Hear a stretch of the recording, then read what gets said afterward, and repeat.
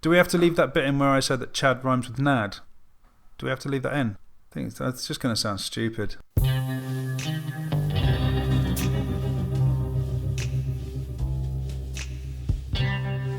Greetings, friends, and welcome to the Formica Table, a podcast from another place above a convenient store of the mind. I'm Rob Valentine, and green is my colour, and this week I'm back chairing the discussion on episode 16 of Twin Peaks: The Return. Talking backwards for Christmas, on my theoretical left is Jason A, and on my interdimensional right, in the rather fetching fake beard woolly hat combo, is That's Going to Leave a Mark Walker. Jason, how are you this evening? All I can say is, goodbye, my son. And Mark, how about you? Somebody manufactured me. For any purpose? Not to like this episode. Ah, fine, okay. Anyway, in that case, gentlemen, I want to see a clean fight this evening. No biting, scratching, or beard pulling. Thank you. I shaved my beard off, especially for the occasion. Because I think this is one of those episodes where we ain't all going to agree on this one, are we? I suspect not. These are my favourite episodes to do, actually. But okay, well, in that case, Jason, what did you think? Well, I'm probably going to be the only person, but I really, really liked this episode. It was interesting. It had some ups and downs, and Sure did. For some, maybe mostly downs, but for me, mostly ups. And that's what I want to say at the moment. But we'll get into the nitty gritty in due course. Yeah, sure thing. And Mark, what about you? I just want to congratulate Jason on his insightful review there. Woo! I gleaned so much from that. Oh, the gloves are off already. Oh my god! No, I'm just shitting you. Yeah, I mean, there was a joy in the sort of casual brush off of the line that Jason opened with, which is "Goodbye, my son." But for me, it was all downhill from there. Maybe a pause or a plateau for Laura Dern, but you know, that was it. Yeah, cool. I'm kind of on the fence on this one, simply because there was kind of lots of events occurring that I kind of dutifully paid attention all the way through, and it moved along at a fair skip, but it was also kind of insubstantial and lazy and abrupt. Yep. But I'm kind of more on the fence this week. I don't think I'll have really... I've watched it twice now. Me too. But I'm not sure where I'm going to come down by the end of this episode. So let's just get on with it. Ding ding. Cool. Round one. No, actually, I'm not in a fighting mood at all. Oh. but I'll stand by my honest feelings, which I just thought it was a pretty dreadful episode.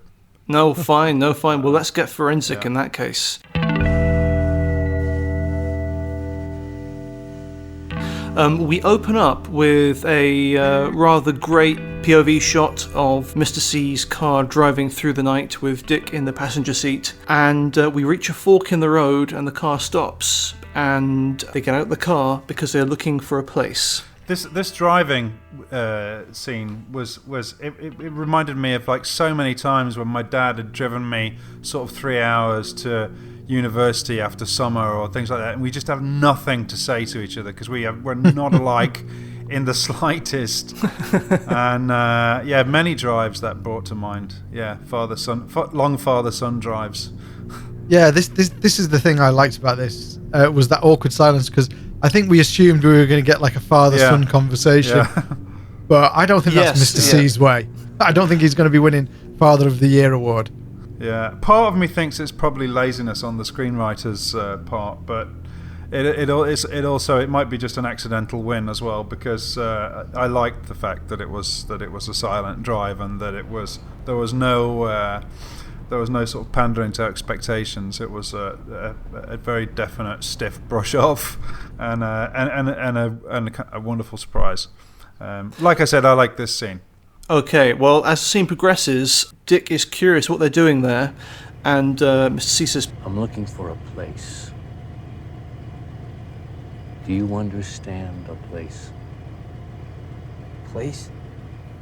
And anyway, he reveals that he has been given 3 sets of coordinates, 2 that match, 1 that doesn't. And as Dick is 25 years his junior, Dick gets the treat of being the one Enviable. to climb. Yeah, yes, exactly. Of climbing the rock to find out what he finds out. Those 3 sets of coordinates that he received, I wasn't aware of that previously. That might be just me not paying attention. But where did he get 3 sets of coordinates from? Got 1 set from Ray, 1 set from Philip Jeffries, and 1 set from Diane. Okay, because I thought the one from Ray was to find the convenience store to get to the Dutchman to get to Jeffries. No, I think Mr. C just knew where the Dutchman's was, or okay. he understands it's travelling. The coordinates that didn't match the other 2 are the ones from Diane, because Albert and Gordon missed digits off. Right, okay. Meanwhile, Jerry Horn is running through the night. I'm not sure, which state are they in at the moment? I'm guessing they're fairly close. They must be close to Twin They Peaks. must have been. I mean, I don't know. Jerry has been running for a week. Yeah, I say, how long has he been running? Anyway, Jerry comes across people. Coincidentally, it's his, is it great nephew? Is that right? Something like that. Anyway.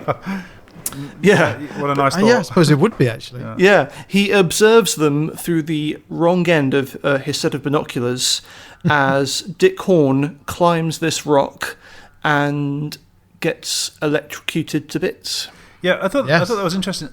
Jerry seemed to think that that was his fault. Yeah. Well, or at least the fault of the binoculars. He was very unhappy about those bad binoculars. That he managed to do that somehow, which I suppose is reasonable if you think that your foot's talking to you. But yeah, how did you feel? Is this? I'm assuming that was the last of Dick Horn. Yep.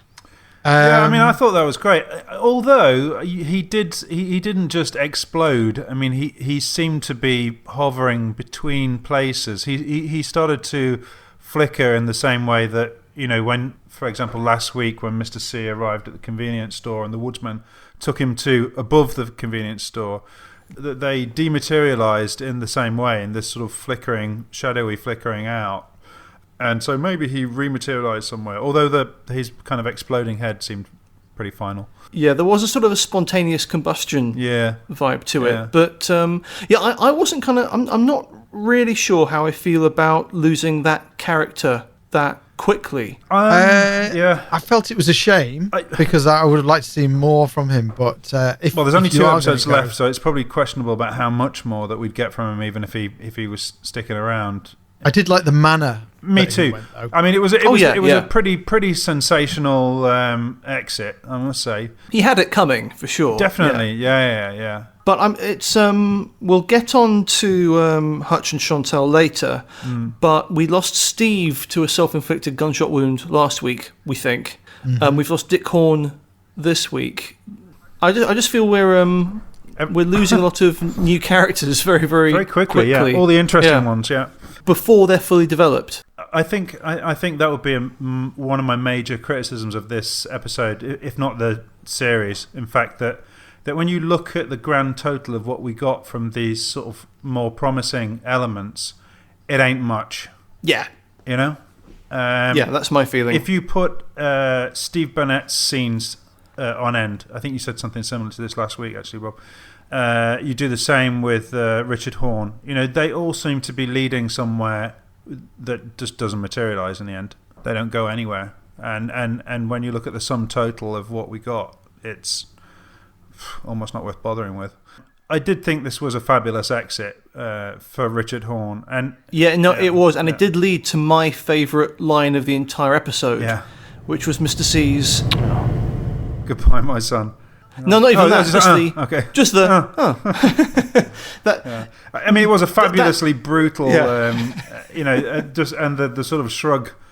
Goodbye, my son. It was. I think because that was the moment in which it was confirmed, although we knew it episodes ago, But the fact that it was explicitly confirmed in that goodbye, in that farewell, at the same moment, it was kind of, it was visceral, Yeah, what I did like was that I nevertheless got the feeling that Mr. C liked and was proud of his son, but doesn't give a shit ultimately. But he gave more of a shit. He was kind of, there was just a vague note of disappointment, in losing him. But perhaps, but it was a shrug. Yeah. It was a shrug, and nothing more than that. Yeah, I don't think he's going to lose any sleep over. No. Oh no, it's like losing a favourite wallet or something. Or a glove. A glove. Yeah, exactly. Yeah. Or you're leaving your umbrella somewhere. Yeah. It's that level of disappointment, but it was there. Also, I strongly suspect that Mr. C thought that these coordinates might be a trap, and that's definitely, why he was prepared to expend his son. Yeah, I definitely got that impression. Absolutely, the first time I watched it was that he was basically looking to trigger the trap using his son. Yeah. Do we know what Mr. C was hoping they would be the coordinates to? Yeah, that's a big question. That was in my notes here. What place, for what purpose? What is Mr. C doing right now? We talked about this actually on Messenger, Rob. But like, what is Mr. C's mission right now? Because I mean, up until now, it's been this almost a sort of Roy Batty from Blade Runner mission, in that I want more life, fucker. Yes. Questions. Yes. I want to stay out of the lodge. Yeah, that's been the vibe. Is that I don't want to go back in. I want to stay out. But it seems to be more nuanced than that. I just don't quite. I mean, it seems like he's missed that window where he's going to go back in. So, what is he looking to achieve now? And does he have Bob still inside him? I guess that's a big question that sort of lingers over. Maybe it's that thing of to be thus is nothing, to be safely thus, and maybe he's not safely thus yet, as far as he's concerned. But we still don't really know. It's not quite enough to kind of get my juices flowing. Quite clearly, one of his missions is to get rid of Dougie, which is he's failed to do, and I get the impression that I think perhaps he had this 25-year time limit, and he was supposed to go back in, because this is what Mike said, to Coop, one of the first things that he said. So I think Mr. C staying out of the lodge is one of his missions, but quite how that ties into the coordinates. Are these coordinates, I mean, just to kind of shoot the shit, are the coordinates for the White Lodge? Somehow that feels more right, and maybe trying to use Bob as some kind of leverage to do some kind of trade or some kind of deal with the White Lodge. That's what we concluded on Messenger in our chat, was that the things that established in episode 8 are Bob in his novelty bowling ball is possibly still in Mr. C, but either way he's a potential, could be, if Mr. C's aim is to stay out of the lodge for good, maybe to get anonymity from the fireman, if he hands Bob over to the fireman, maybe as a bargaining tool for liberty. Yeah, but we don't know. We don't know. Yeah. I mean, I think all this will have something to do with Laura, though. I really think the two most epic forces pitted against each other in this are embodied in Bob and Laura. And I think Cooper and Mr. C are sort of pawns in this big chess game. Yeah. But the prizes are Laura and Bob. I do think episode 8 probably does actually hold all the information we need in terms of it's Bob, it's Laura, and possibly with the frog moth in the girl, there's a wild card other element potentially. Yeah. But I think episode 8 probably is at the centre of all this. I'm also thinking now that with the recent revelations about Sarah Palmer's unexpected nature, I'm more and more thinking that young girl was Sarah that we saw get impregnated with the frog moth thing. If we see the frog moth again at some point, I wouldn't be at all surprised to see it crawling out of Sarah Palmer's mouth. I do think, just to say though, I do think there's a piece of this puzzle that we're missing, and it may be that there's some nugget of information that our brains have skipped over, or that's flown over our heads, or it may be that they're not doing a very good job of it, or maybe it's just that we just need to relax a little bit. But I feel there's some piece of the puzzle that's not quite in place. We'll skip on now to Hutch and Chantel pulling up at Dougie's place to stake it out and then kill him. That's the plan. But then they see the cops turn up, the FBI, also looking for Mr. Jones.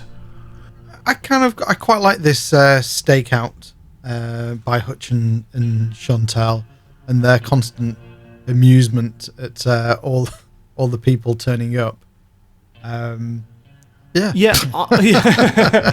No, I do like the kind of showing the tedium and boredom of being a professional killer. You know, that was kind of nice. The unglamorous side of murdering people for a living. Yeah. If you know what I mean. Yeah, I kind of, it was cute and all that, but again, it didn't really. It's like, where's it going? Yeah, it's not really going anywhere. I mean, this, sitting and going through like 20 bags of crisps and stuff. It's like, okay, yeah, I got it. It's like we talked about last week, the sort of basic signifiers. I did think these killers are filler. Yeah, that was. Good. That's what I thought. Yeah. Apparently, killer and filler, that is a thing. I thought I'd invented it, but no, it is a thing. Killer or filler. I'm told. Oh, is it? I was talking to Stefan on the weekend, and he said that people talk about is it killer or is it filler in the biz. Great minds thinking alike there, Mark. Is that true, or is it just since you invented it? No, because he said something about killer. Or could be. So I'm trying to be nice here, Mark. Could have travelled really, really fast. I was going to say, it's a good jingle. I mean, maybe everyone is listening to this. Wow. Oh, I strongly like everybody. Sincerely hope not. But anyway. I hope David Lynch is not listening. I heard that. I heard that. But skipping ahead now, again, we cut to Coop in hospital with Janie E. and Sonny Jim, and Bushnell turns up. Yeah, I like Bushnell. Yeah, and then so do the Mitchum brothers. Oh, and I love the Mitchum brothers. I love them. Sorry to get excited, but I do. Fucking hate the Mitchum brothers. I hate Jason, them. how do you feel about the Mitchum brothers, Jason? I love them. I think they're great. Love them. I think Nepper is good, and he has been good. But I think both in this episode, they just both come off as fucking stupid. They're like it's brilliant. They're like, let's get a plane, let's fill up the jet, and it's like, where are we going? I don't know. It's like, let's just do it. They're like brilliant. A sort of two-headed comedy monster, and they act as like one. They're just ciphers. They act as the same brained, same sort of amorphous plot device. It's just stupid, and they're not funny. It's not funny. Oh, they are, Mark. They Jim are. Belushi. I'm embarrassed every time. It's like It's like having my dad come into Twin Peaks. Like it's that embarrassing. It's like, oh God, he's trying to act. He's trying to be cool, or he's trying to be Joe Pesci or something. It's just painful. And I haven't got much to say about this scene really. I mean, they bring in finger sandwiches and yawn stuff. Yeah, awful space as well. I mean, just the whole thing is sort of condemned by, this just dreadful kind of casualty sort of space, which is like just completely nothing. I mean, just boring. I don't know who's doing the production design on this, but 0 stars. Sorry. There have been some nice spaces actually. There was the Buckhorn police station, which was surprisingly nice. There has been some nice spaces, but this space, the White Lodge. If that's indeed what it is. Yeah. But that's actually, I think I'm probably talking more about sort of found spaces or locations, because this felt like a location. It felt like, oh, what are we going to shoot in? We're going to shoot in a cupboard. Okay, we'll try and make it work. And for a room that you kind of, a space that you keep going back to and reusing, choose a better space than that. Yeah, we will get back to the hospital, but we do at this point cut to a scene with Gordon Cole surrounded by all his bleeping FBI equipment, we do briefly, yeah. Which I have no idea what any of it does or is for. Neither does he. Judging by Cole's expression, Yeah, so Gordon Cole is standing there listening, we think, maybe. Then we cut back to the hospital. Was that kind of like a Yoda thing where he senses sort of Anakin getting turned? A disturbance in the force. Yeah. Yes, yeah. I didn't. There is a little owl ornament by the percolator in that scene, was something I observed. But again, it's not the space I like, and I don't like those bleepy, computery FBI props because I don't know what they're using them for. And also those screens as well. It's just got the FBI logo on. They don't seem to do anything. There's only seem to have an FBI logo on them all the time. What's the point in that? It's just stuff. Yeah, it's a bit children's BBC in a way. So many fantastic examples of cinematic hotel rooms. The Insider has a couple. Just choose one of those. Sorry. Yeah. I'm going to be fucking grumpy this episode. Oh no! It's cool. That's cool. It's cool. Yeah. The problem is if we grump out on the same week. Yeah, I know, that's the thing. But you had your week last week. Now it's my week. Fine. We cut back to the hospital again. The heart monitor is beeping away, and Bushnell is watching Coop in his coma, and then he gets a call saying the FBI is looking for Dougie. I'm not going to stay on that scene because there's nothing to talk about other than Bushnell's quite good, I think. Yeah. I love Bushnell. Yeah. I love everybody. Let's just cut forward to Hutch and Chantal, and they're still waiting as Wilson is also staking out Dougie's house. And then Hutch brings up a guy called Sammy. Remember that guy, Sammy? Yeah. He passed away. Hmm. He was a good guy. Owed him money. You feel bad about that? Yeah, I thought that was going somewhere. Actually, the thing about him about a friend who died that he owed money to. Sammy, do you feel bad about that? This was the first time that they seem to have the illusion of a life outside of liking junk food, and it was the first time my ears pricked up and thought, okay, maybe we're going to get some insight into.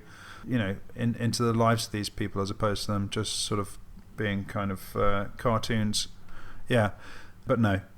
I did think it was going to go somewhere, though. I thought maybe that there'd be an opportunity for him to sort of suddenly feel guilty about what he was doing, or to suddenly have some sort of moral revelation that maybe, putting a hit on Dougie Jones was a bad idea or something. But no, it didn't go that way. Yeah, or even some difference or variation in Hutch's morality and Chantal's. Yeah, I appreciated it for that, because that's something that I miss in the Meacham brothers. They operate very much as, or at least most of the time, they operate very much as kind of like a one person, with a shared brain, just with two heads or something. And at least here you got the glimpse of that they aren't just the hitman unit, the fast food loving hitman unit, that they, that Hutch has more of a moral conscience than she does, and that might have gone somewhere in another TV series that might have produced some conflict or some dilemma between the two of them. Here's an interesting thing. Chantal knows that Dougie looks like Mr. C. Yeah, because she knows that none of the FBI guys are Dougie. So I was made curious about how much they know or what their mission is. Yeah, precisely. I became curious at that point, but I guess none of that matters now, does it? No, it doesn't. That's the thing. We're led up a bit of a garden path with these two. Again, it's the same thing. If you put all their scenes together, they don't amount to much other than exactly. Other than them just being some sort of device for killing people or being killed. While they're waiting, a bald guy turns up in his car, and after a brief altercation, shunts their van, instigating a gunfight in which Hutch and Chantal are both killed. Yeah, Jason? Yeah, I liked it just for the pure ridiculousness of it. I mean, I agree with Mark. Well, in fact, the both of you, in that a lot of what is going on at the moment is tying off loose ends by just killing people really suddenly, really randomly. But having said that, I did like the way that that Richard went out, and I liked the way that Hutch and Chantel went out. You know, we've seen them, and they're like really good at what they do. They're trained killers. You know, they just go in, bang, bang, bang.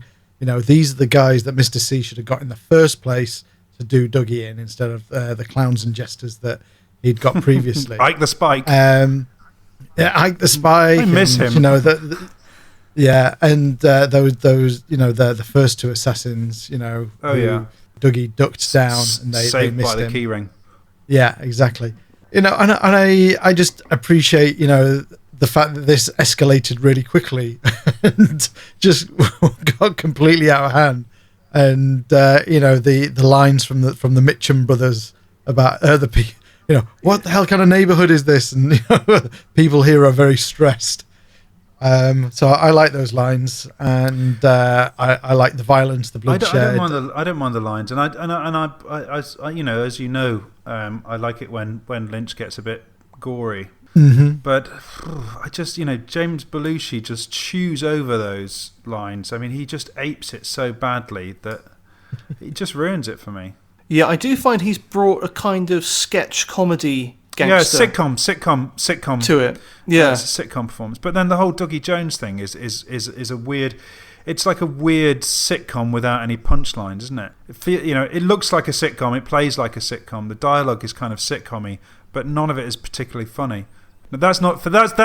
Sorry, that's unfair. No, there have been some laughs, but still, it jars so badly with everything else that it remains, for me, the most unwelcome element of this whole Twin Peaks return. Unless you're like me, where you think that these guys are amazing. You didn't always think they were amazing, though, Jay. No, I did like them from the off. I think when we first met them was when I was at my lowest with Dougie. Right. So I think maybe that kind of ennui spread out to encompass everybody. You sure it's not a bit Stockholm syndrome? You've decided that you're going to like them because you know they're going to be around for 18 episodes. So you thought, right, I'm going to go all in on this. No.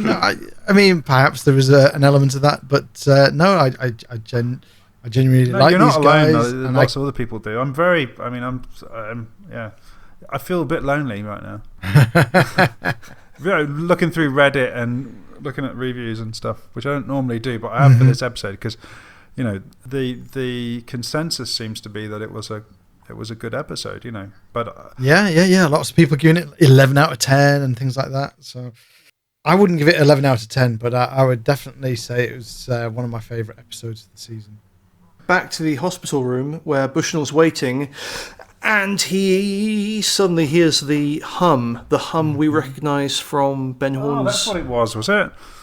Oh, yeah, I didn't from pick Ben up Horn's study, and from the basement right, at the hotel. Right. Yeah, I think Bushnell's trying to find the source of it, and it leads him out of the room. It leads him out of the room, that's right. He follows the sound out of the room, and when he's out of the room, Dale Cooper returns. Yep. Yeah. I think maybe you should explain the why. I mean, for me, it felt so anticlimactic. Well, what happens is that he opens his eyes, sits bolt upright, pulls the tube out of his mouth, and then has a chat with Mike. Yeah, who has appeared, and he says, and Mike is almost like the audience because he says, "You're Finally. awake." Finally, No yeah. And Cooper's like, 100%. Oh, but it didn't feel like Cooper. Oh, it looked like did. Cooper. It sounded like Cooper, but it was Cooper. No, that when he says I am the FBI, it just felt oh god, it's pushing it a little bit hard. This. It was like, you might as well have had the VFX team sort of put a twinkly sort of spinning star coming off his white teeth, as he winks at the camera. Ding! No, I'm not buying it. Yeah, we do get some other plotty stuff in this. Mike gives Cooper the ring. Yeah, the jade ring. Yeah, the jade ring, that's right. And Cooper pulls out a hair, gives it to Mike to create a new seed. I wonder what they're going to use that for. Part of me wondered if it was going to be a replacement for himself as a father for little Jimmy, whatever his name is, or for Janie E's bedroom. Janie and Sonny Jim, I think was the. Or if it was going to be some kind of ex-deuce machina that's going to pop up later when everything looks bleak, or as a sort of body decoy or something like that. Yeah. Personally, I thought he wanted a new Dougie for Janie E and Sonny Jim. Because when he said, I'm going to come back, I'm going to walk through that red door, I think he's going to be sending a doppelganger or, somebody manufactured for a purpose. But anyway, we'll find out about that, I'm sure. Yeah. Then Janie E and Sonny Jim return to his hospital room, and Dale takes charge. Yeah, I found all this stuff embarrassing as shit for some reason. I just found it. I think Naomi Watts' performance as well. She sort of goes along with it, and there's just something so fake about the whole thing. Ugh. No. Personally, I thought it had more to do that she was like in a state of shock because you can make excuses, but it just doesn't communicate properly. None of it does. I don't know how I feel about this because this felt like fan service. The return of Cooper, you mean? The return of Cooper, yeah, but also Cooper is going to be doing an awful lot of explaining the next 2 episodes. I think he's going to become Mr. Exposition. Is my fear and expectation. But again, we're looking at him from the outside. True, yeah, because now he has all the knowledge that we don't have. Yeah, he knows much stuff that we don't, and he's not going to share it with us yet. Still, I'm glad that I'm sort of grateful that we have an Agent Cooper. Don't get me wrong. I'm grateful that we have an Agent Cooper and no longer have a Dougie fucking Jones. But I just think the return of Agent Cooper should have been treated with the same kind of reverence as the death of Margaret Lanterman somehow. And it just seemed to just fall splat out onto this kind of crappy hospital room set. Is the problem that Dale Cooper has returned to the world in Dougie Jones's plot strand and tonally doesn't fit? Yeah, it's a really good point. We've said all the way through that the whole Dougie Jones stuff doesn't fit in with Twin Peaks, and that's where Dale Cooper has reappeared. It absolutely fits in. It absolutely fits in with David Lynch's oeuvre. Is that how you say that word? I think it's one of those things I've just read but never actually said or heard. Yeah, but anyway, it fits in with David. It fits in with the whole On the Air. It reminds me of that. It reminds me a lot of all those different short films that he's done. The sort of experimental stuff like the Cowboy and the Frenchman and stuff like that. It's Lynch, but it's not Twin Peaks. And I've always found the tone of it jarring. I'm glad it's fucking over, and I'm glad we're out of it now. But for these last 2 episodes, but it has constituted most of the series. It really has. It's constituted probably 50% of it. And also, I didn't understand how the characters dealt with Dougie's weirdness in their stride so much. Dad sure is talking a lot. Yeah, he sure is, Sonny Jim. Things conversely, now that Cooper's back, I don't believe how they're taking him in their stride either. It's true, yeah. Everything that I've loved about this series has had nothing to do with that. Again, I think I've mentioned it before, but this time it's slightly different, is that now that Dale Cooper has reappeared, he's going to sort this whole thing out in 2 episodes. Yeah. That's probably the reason they couldn't have Dale Cooper in sooner, because he's going to fix it. Yeah. There'd be no conflict. I have a strong suspicion that after next week, when we've seen these last 2 episodes, we'll be thinking, why did we need to spend more than half of this series doing the stuff that we were, watching the stuff that we were watching? let's go on now to Diane at the bar of the hotel again. And she gets a text message, smiley face all, and then she flips, essentially. It's sort of I think it's kind of a Manchurian candidate moment. And I'm confused because she replies to that text message with coordinates and hopes that it works. I don't know what's going on there. Jason, are you on top of this? No. Okay, where's Jason? I'm yeah. Yeah, what have you done with him? I'm a doppelganger. You're a tulpa, aren't you? I am. Then Diane, we see, has a gun in her handbag. Yes. She leaves the bar to American Woman by Muddy Magnolias. Love that. And goes up in a red elevator. Yeah, that was really good. It's like the gunshots. Fantastic. Yeah. Really, like I said, percussion. I like the opening scene, "Goodbye, My Son," and I like this scene a lot.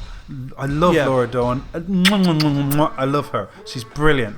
But she's fucking fantastic. She's she was too good for this episode. Way too good.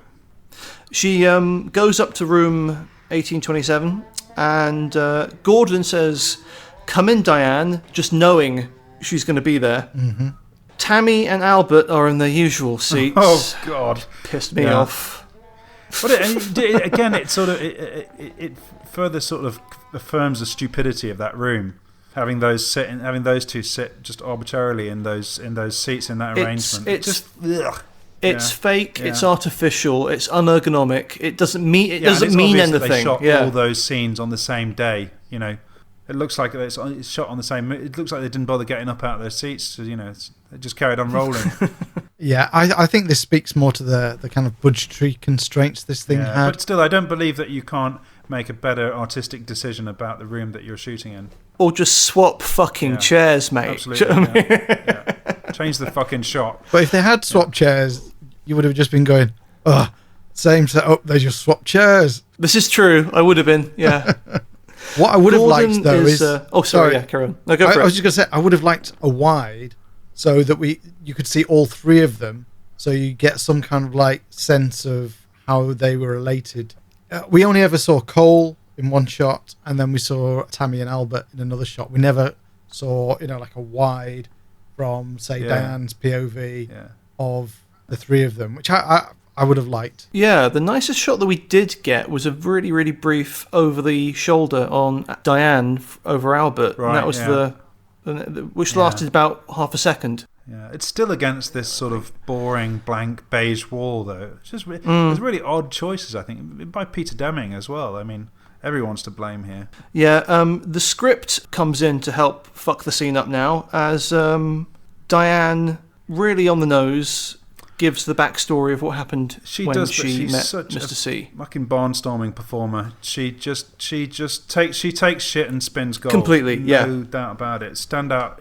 Her monologues, her two monologues in this series, which is this episode and the I think episode 7 where she meets Mr. C. All the stuff around that. Her two meaty scenes when she talks about it wasn't Cooper in here in his heart. She talks about that after she meets him in Buckhorn. Yes, are the two sort of standout scenes in terms of performances in the series. Yeah, my problem is that she says, he raped me. It's like we know he did. We've already joined those dots, and it was more disturbing before you had to give us the line. Yeah, it's certainly indicative of a sort of lack of self-confidence on the screenwriting side, I would say. It seems like someone's nervous that we might not understand that. Precisely, I kind of felt insulted. But still, I get swept along in her performance. I absolutely yes. I had alarm bells ringing for precisely that reason, as you describe it. But still, she does such a fine job that I'm carried away with her. So. And one other thing I really did like in this scene is Gordon watching her like a hawk, and waiting for her hand to come out of the handbag. Is it going to be gun or cigarettes? Gun or cigarettes? And it's cigarettes. I like that tension. Yes. And did you notice Albert when Diane initially started getting like a little bit wibbly, his hand, he reached for the gun. He was whatever's happening here, I'm ready for it. And pretty soon it happens. We learn that, I'm not me. Yeah, and Laura Dern is brilliant at that point. She's absolutely fantastic. The way she collapses, and then she goes for the gun. But before she vanishes, she says another key thing. I'm at the sheriff's station.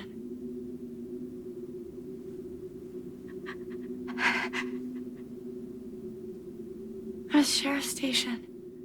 I'm thinking that's then this the what's her name? Nando's, is it? Nado or Chad. My money's on Chad for definite. Then as she goes for her gun, Albert and Tammy shoot her, and she disappears. It's very special. This kind of sort of slightly ropey VFX that they employ all the time, but I'm kind of getting to like it. I liked it in that scene. Yeah, I liked it in that scene. I also like it in the following scene as well. We'll get to that. That's fine. And then Tammy says they're real. I did actually notice was a real tulpa. This was probably the only scene where Krista Bell was actually managing not to concentrate too much on the fact that there was a camera pointed at her. There was a cutaway of her and Albert, and I think the first time I watched it I was concentrating on Albert, but on the second time I caught her and I saw that she was actually just sitting there and listening. She was enraptured, it seemed, in I think probably it's down to the strength of Laura Dern's performance that Krista Bell was actually paying more attention to something else other than herself, and she seemed to be absolutely enchanted by what she was doing and sort of forgetting herself. So it was probably her best performance. Yeah. To be honest, I would, when she said that was a real tulpa, that was the moment I would have shot Tammy. Right, okay. She's not helped by the script in terms of she stating the bleeding obvious all the time. But I'm not sure what the part. Let's say she was brilliant in the part. I still don't know what it's for. Yeah, what it's for. If it was done perfectly, I still don't know what the initial intention is for Tammy. Yeah. Then we cut to the Red Room, and Diane. Great pan down those curtains. Yes, yeah, lovely. It's a wonderful opening shot down those curtains onto Diane in the Red Room meeting Mike, where she is informed she's been manufactured for a purpose. She knows, and she becomes one of the golden seeds, which is what we now call them, I guess. Jason, what did you think of this scene? I liked that Mike knows how to dab. I'm very impressed with that one-armed dab. The dab is a style of hip-hop dance that is executed when an individual drops their head into the inside of the elbow of one arm while raising the opposite arm into the air. And I liked that Diane got in one last fuck you to Mike. Yeah, I like that too. Which I thought was cool. And I really, really liked the framing of Diane sat in that chair gorgeous. In the waiting room. Yes. Yeah. That was just a gorgeous frame. Absolutely. I think particularly I think all the Red Room stuff that's been shot for this season, it just seems just turned up to 11. It just seems a bit more regal, a bit more gorgeous, and the sets seem to be a few feet higher, and everything just has they feel more like the Firewalk with Me Red Room scenes than the TV scenes. I think just the fact that you can pan for a long way down those curtains before you get to Laura Dern's head sort of screams quality. Also, I mean, I kind of think with the VFX, they're heroically bad. They are. Would you class that as bad VFX, Jason, or a decision? Well, David Lynch does have a penchant for really bad visual and practical effects. But at the same time, you have stuff like Episode 8, which was stunning visual effects. Yeah, that's true. Frog moth, yeah. And it's not like that nuclear explosion was made of cotton wool balls on the end of string. No, that was some expensive shit. Yeah. So part of me thinks that a lot of the really bad visual effects in this show is down to them spending all their money on a couple of hero shots and then just getting the editorial team to kind of throw some stuff together. And in fact, even David Lynch himself has been known to do some of the visual effects himself on his show. So that tickles me, imagining David Lynch learning After Effects and, well, yeah, I mean, he knows how to use that stuff and Final Cut and that sort of stuff. So yeah, so those visual effects, I'm on the fence about it. It's like, yeah, I could see the argument that somebody could make to say this is deliberately bad. I like them. I don't think they're bad either. I think they're sort of artistic in a way. I mean, they're the sort of visual effects that I might expect in an art installation or in a gallery.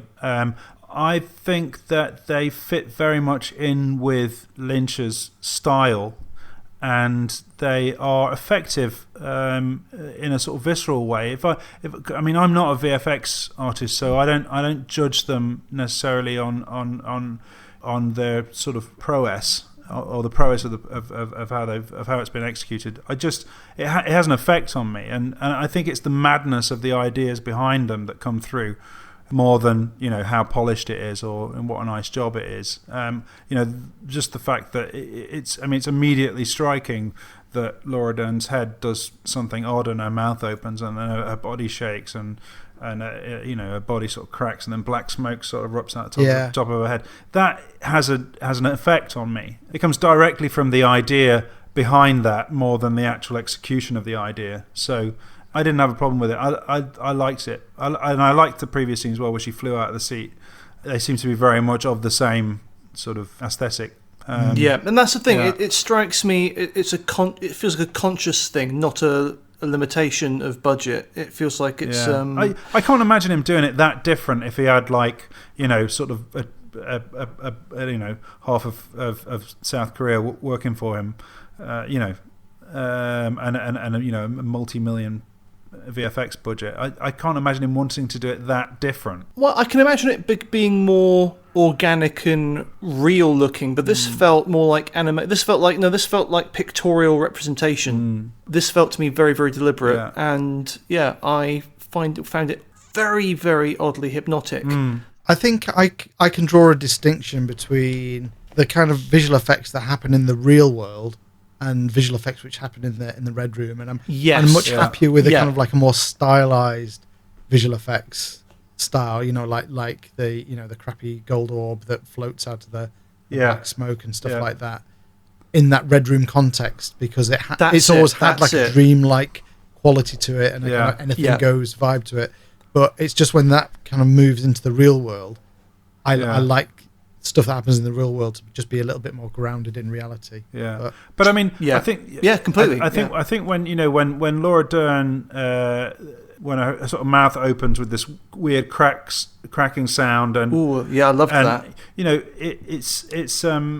It reminds me of his paintings as well. There's the painting that was used as the promotional image for the Aries on Fire exhibition that he did. They have a very similar feel to that, and it just fits in as part of Lynch's aesthetic. And like I say, I can't imagine that that decisions would be that different. That the result would be that different, even if he had greater means in order to do them differently.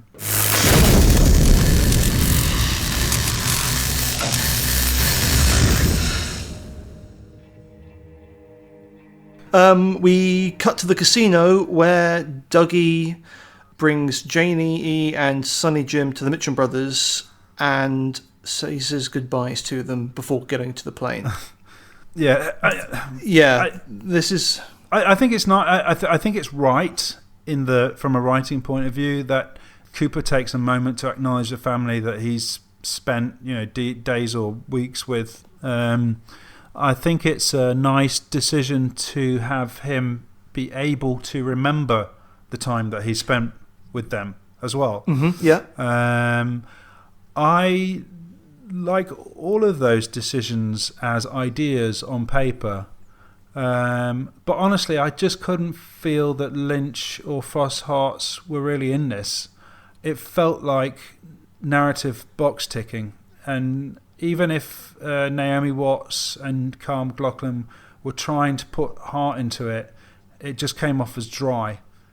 There's just no way that there's been sufficient groundwork done in order for us to feel the things that they want us to feel at this point. The dialogue is just kind of doggedly dry and didactic, It just reads as like, okay, this is what the characters are thinking and feeling, kind of thing. You'll always be my daddy. Please don't go. You've made me so happy. Just no. Jason, no, or yes. No, yes. I'd agree with you a little bit. Where I thought the dialogue was a little bit stilted, shall we say? Yeah. But I think it was probably necessary because now that Coop is here, is like he's on a mission, and he couldn't get too sidetracked by this whole thing because I think it would lose some of the energy, and he just needed to be back on it again. So, it was a bit crap, really. But what I thought was more important, more interesting, was the fact that Cooper absorbed everything whilst he was in his Dougie state, and he knows. Yeah, like I said, I like that. I like that idea. Yeah. It's not like he woke up and somebody had to explain to him that this is his wife and this is his son. He's like, what? Yeah. No, I like that. He remembered Bushnell as well and said, you're a good man, and but it also leaves open the question of, does he need to have Mike make a decoy for him to help defeat Mr. C, or is he going to leave Janie E and Sonny Jim with their own Dougie? Well, you said, didn't you, Jason? You said last week that you thought that he was going to end up with Janie E and I thought that was a possibility. Yeah. But that's the thing. He could do the reverse and leave a Tulpa Dale Cooper to go back to the FBI, and he could go off with Janie E himself. Yeah. But yeah, maybe. My problem with this scene was it was the dialogue.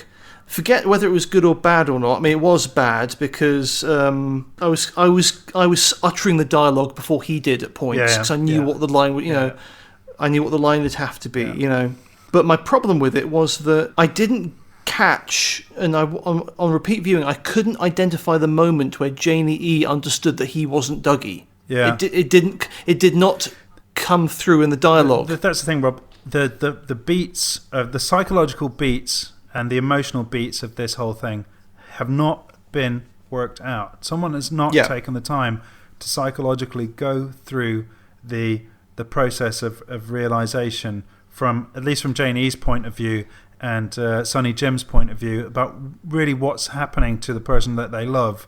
It all feels very kind of hand wavy, and off we go to the next thing. Yeah, I mean that's the problem. They're trying to make a poignant scene of these people saying goodbye when really we've had no indication that they really care about each other. I mean, for example, Dougie has been borderline catatonic the whole time. You've never really got a sense he's liked anyone beyond his cake. Yeah, really. Well, and Janie E. He seems to have a nice time in the bedroom, but. Yeah. But Janie E. I've never got what she sees in Dougie, and she's just she's been desperate and then avaricious. Yeah. She's liked him, the more material goods he's provided for her, and then demonstrated that he can drive and that he's built, that he's ripped. Yeah, exactly. When he took his top off, then she I was convinced. That's the thing. I've never sensed any actual love from her for him. Yeah. It's admiration and attraction and the increased cumulative when she sees how well he can drive. Exactly. In this episode on the way to the casino, she starts ovulating. She likes it. Yeah. But it's like, none of that adds up to missing him because she's still got the car and the money and the gym set. Yeah, so she'll probably be fine with a doppelganger. She's gonna be she'll be absolutely fine with a doppelganger. No problem. And she's still got all the winnings stashed away as well. Yeah. But I don't think that's what they were going for. That's the problem with all this. It isn't. But I never bought her caring about him really in the first place. So I can't buy her missing him now. I do think the major problem lies in the fact that this the sort of sitcom tone of all this. It wanted us to laugh, and then at times it wanted us to cry. And sometimes you can achieve that. but not here. It wasn't done here.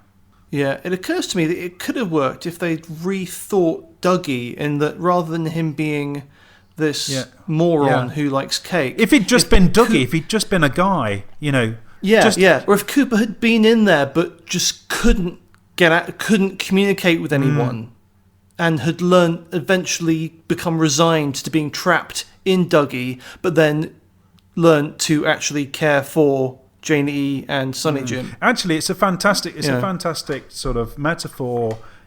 And, you know, if you'd have had a character like that, which you could have easily have drawn a character like that out of Dougie Jones's, life in working in an office and an insurance job, and you've got there's a Cooper locked inside there, who craves adventure and excitement, but he's kind of got this job and he's got his wife and kid, and actually it's kind of comfortable. You could have found a character that was, as you say, you know, believable, credible.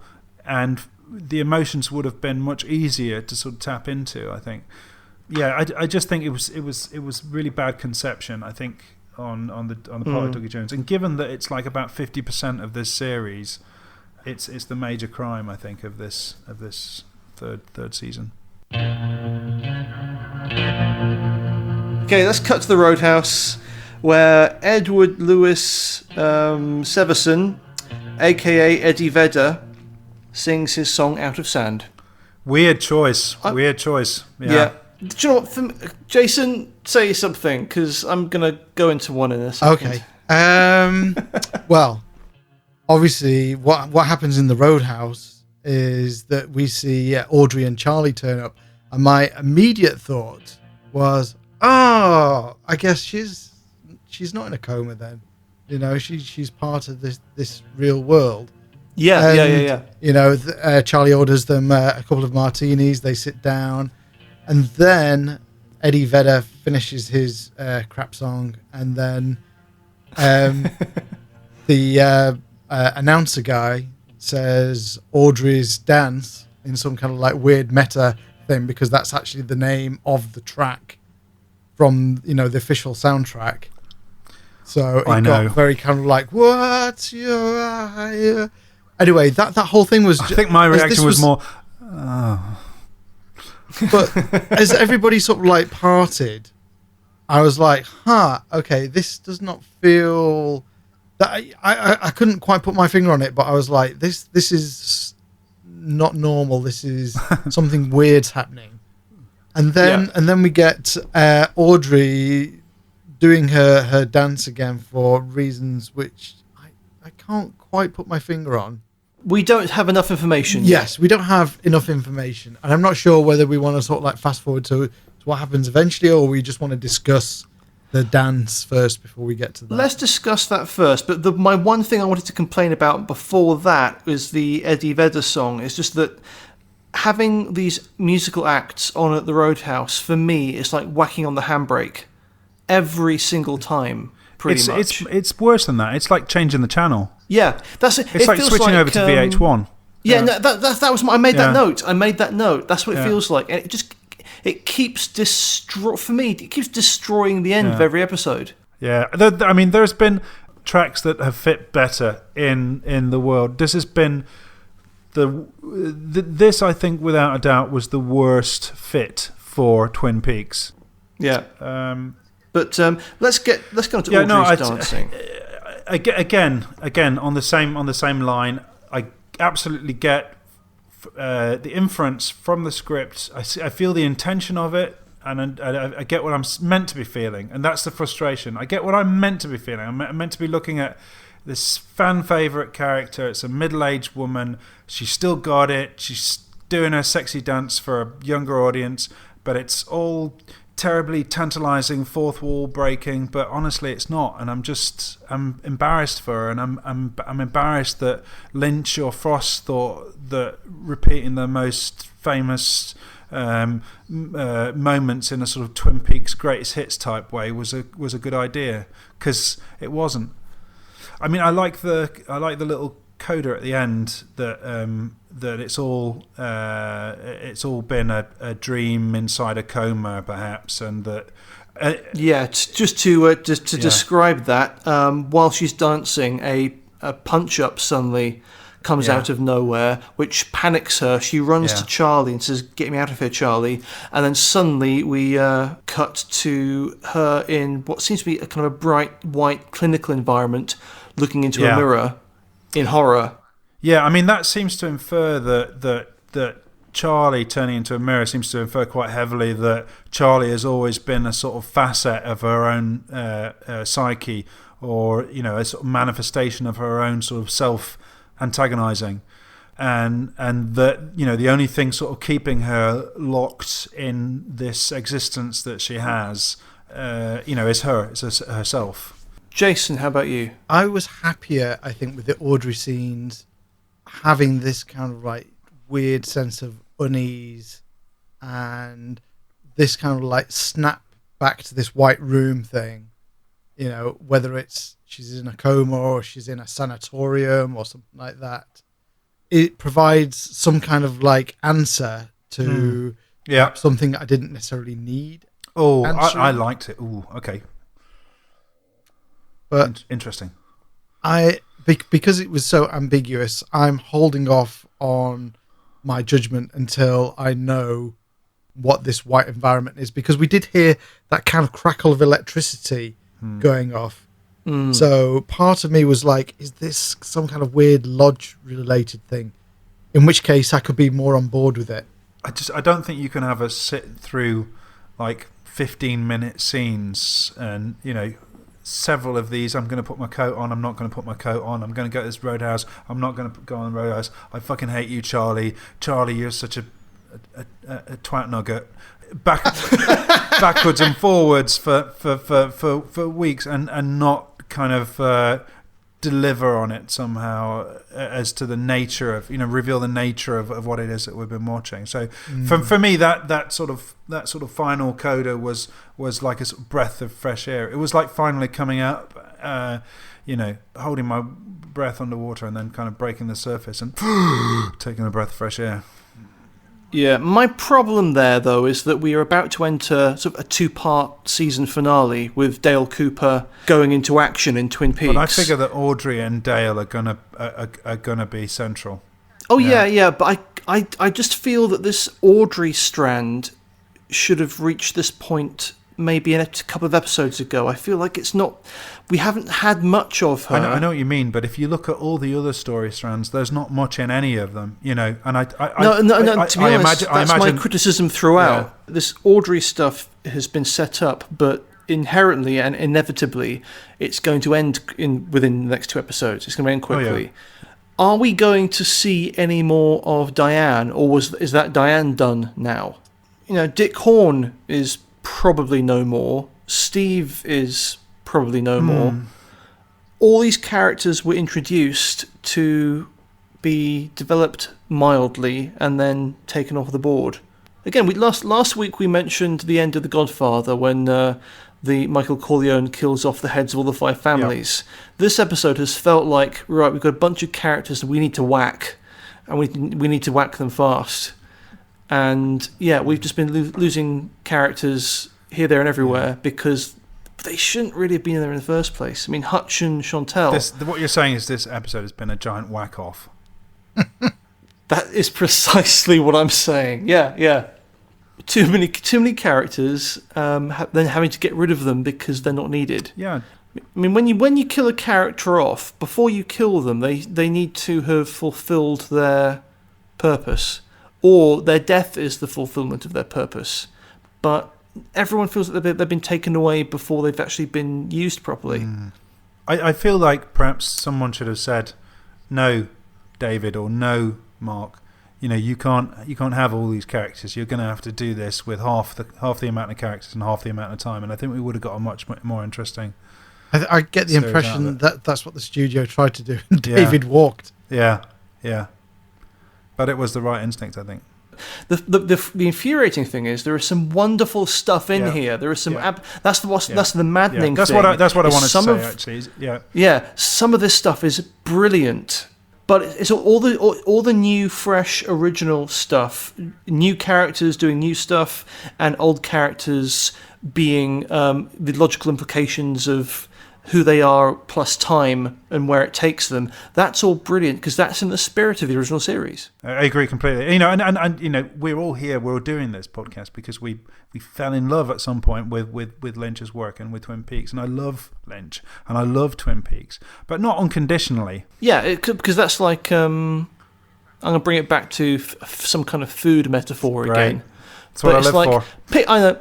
Yeah, well, let's say you've got a restaurant you go to because it's your favourite chef. Do you really like his food if you also think the table decorations taste good? You know, because or you know, if you eat the plate as well and can't tell the difference, then do you really like his food? This is a really weird analogy. Yeah, I'm kind of like, okay, keep going. No, I'm with you. I'm getting there. Yeah. Fine. Okay. Yeah. It was a better metaphor in my head, perhaps. Yeah. That may or may not stay in the cast. I think it should. Yeah. Fine. Well, it does the job. Keep it. It does the job, just not prettily. But hey, you know. Yeah. Right, Jason. Any last words or thoughts? Because we're coming up to the final 2 episodes, which are going to be shown consecutively. Yes. So, looking ahead, what do you think? Okay.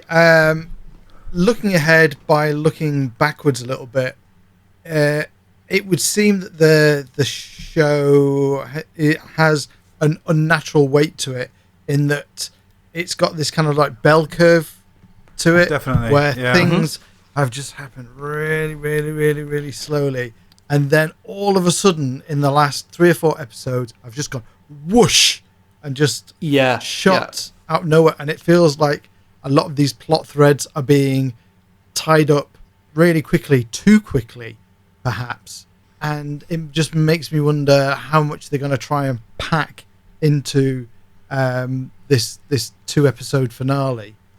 But I would just summarise by saying that with this particular episode, I've listened carefully to all your arguments.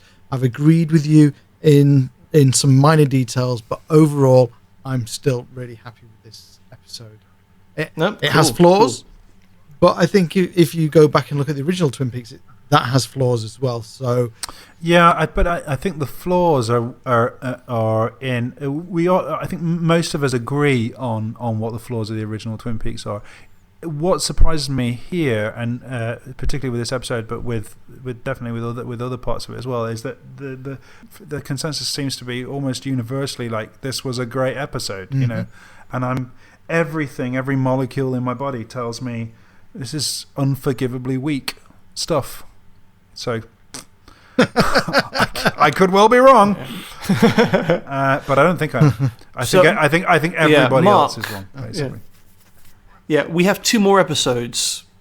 What can it do in 2 episodes? I think there's a lot of questions around exactly what Mr. C is looking for, and I'm more than any other character, more than the recently returned Dale Cooper, I'm more invested in Mr. C. I want to know what he's doing, where he's going. Has he still got Bob with him? And I'm curious as to how Laura is going to figure into all this. I have a strong feeling that she's going to figure in this largely, and I'm curious to see how that's going to manifest itself. Yeah, the thing is, what we will be getting, I think, is Dale Cooper under the same roof as Lucy and Andy and Hawk and Bobby and Sheriff Truman et al. Yeah, we will. Yeah. So yeah, that's going to happen. But the question is, will the final episode end on a really maddening cliffhanger? I mean, if it does that, I'm oh God, I can't even. Honestly, I can't even contemplate it, because I really don't want another series of this. I don't. I can say it now. I don't want to see more of this stuff. Yeah. Okay. Fine. Well, I think on that note, I'm going to wrap this one up. Thanks, guys. And yeah, so next week we're watching 2 back-to-back. I take it. Yes, indeed. Yeah. Hey. Looking forward to it. Can't wait.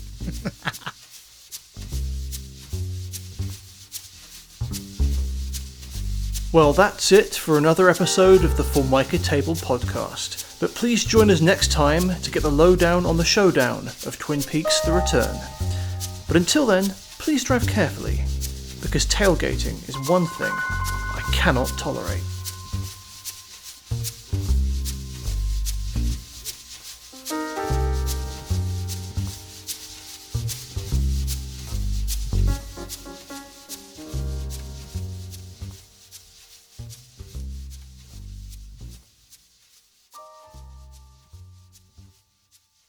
Can I just Yeah. can I just pop to the fridge to get something? Yes, sure. You can pop to the fridge. Is that a euphemism? I wish it was. All right. Oh, fine. No, yeah, go for it. Go for it. Well, in which case, I'm also going to go and grab another drink then. Yeah. I will see you back here in a minute. Okay. Yeah. 30 seconds. Sure thing. Phew. And here I am by myself, talking to myself. That's chaos theory.